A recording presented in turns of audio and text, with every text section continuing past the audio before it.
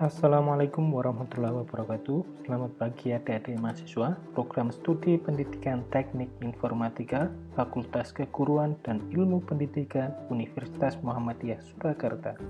Semoga senantiasa dalam keadaan sehat dan dapat beraktivitas secara lebih produktif.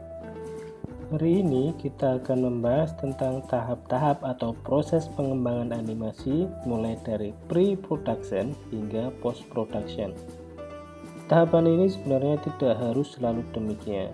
Namun secara garis besar dan pada umumnya proses ini digunakan agar lebih terstruktur dan lebih memudahkan apabila harus berkolaborasi dengan anggota tim lain.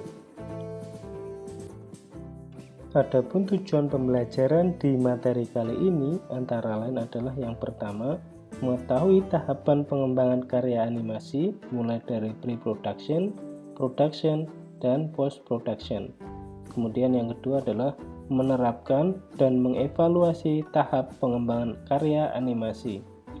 Di bagian akhir nanti ada satu latihan penerapan tahapan pengembangan karya animasi, yaitu tahap yang pertama atau pre-production. Di latihan tersebut, Anda diharuskan untuk membuat cerita, dialog, hingga storyboard dalam bentuk teks dan gambar. Adapun outline di materi pertemuan kali ini berisi tentang tahap-tahap pengembangan animasi mulai dari tahap pre-production, tahap production, dan tahap post-production. Dan yang terakhir dari slide ini nanti akan berisi tentang proses produksi karya animasi 3 dimensi. Lebih lanjut secara teknis tentang pengembangan karya animasi 3D akan kita bahas di tengah semester kedua.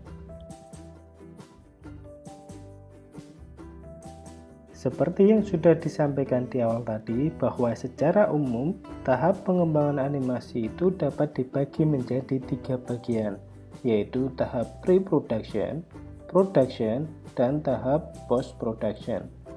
Tahap pre-production adalah tahap awal sebelum proses produksi secara lebih teknis, sedangkan tahap produksi adalah proses pengembangan karya animasi itu sendiri.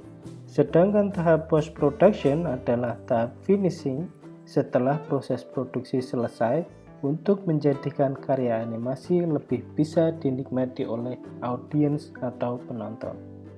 Tahap pre-production terdiri dari story development, screenplay, dialogue recording, character designing, storyboarding, color styling, dan track reading.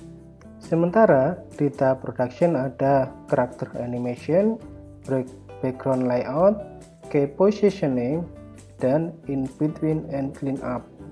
Dan yang terakhir di post production ada compositing, additional effect, final editing, dan yang terakhir adalah final export atau publication. Penjelasan lebih detail tentang tahap-tahap tersebut akan kita bahas di slide selanjutnya.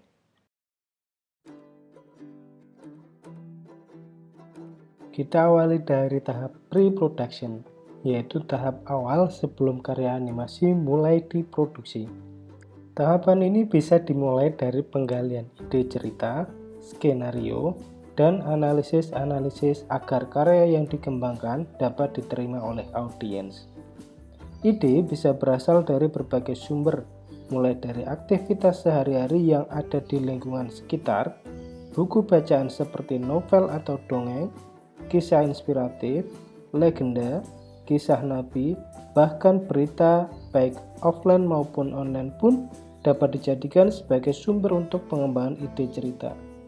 Lingkungan sekitar dapat dijadikan referensi untuk membangun ide karena memiliki latar belakang, demografi, dan lingkungan berbeda sehingga tercipta karya animasi yang unik dan menarik.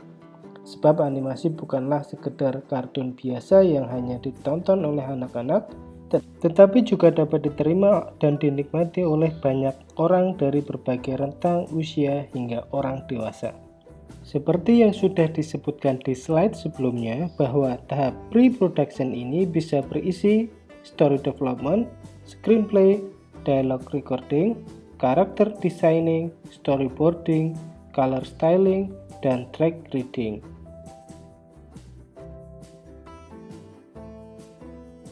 Kita lanjutkan dengan story development atau pengembangan cerita yang diperoleh dari sebuah ide. Ternyata, selain bisa muncul secara tiba-tiba, sebuah ide, gagasan, atau konsep cerita karya animasi juga bisa dicari dan kemudian dikembangkan menjadi suatu karya utuh. Pencarian ide itu bisa dilakukan melalui berbagai sumber, misalnya buku, novel, esai, sastra, atau bahkan dari buku bergambar dan komik. Ide yang menarik dapat menghasilkan suatu karya animasi yang bagus. Tidak hanya itu, ide yang unik juga memiliki peran yang besar agar karya animasi yang kita buat itu berbeda dengan yang sudah ada. Bahkan, kadang seorang animator itu sangat selektif dalam memilih bahan bacaan karena dapat mempengaruhi ide dan karya yang akan dikembangkan. Beberapa buku atau sumber referensi lain yang dapat dijadikan dasar untuk mencari ide kreatif selain yang sudah disebutkan di atas misalnya ada ensiklopedia, majalah, dan sumber yang berasal dari media online misalnya Webtoons, DeviantArt, Creavy, Behance, Ziggy Society, atau bahkan jejaring sosial seperti Instagram, Facebook, Twitter, Pinterest, dan juga mungkin update suatu berita.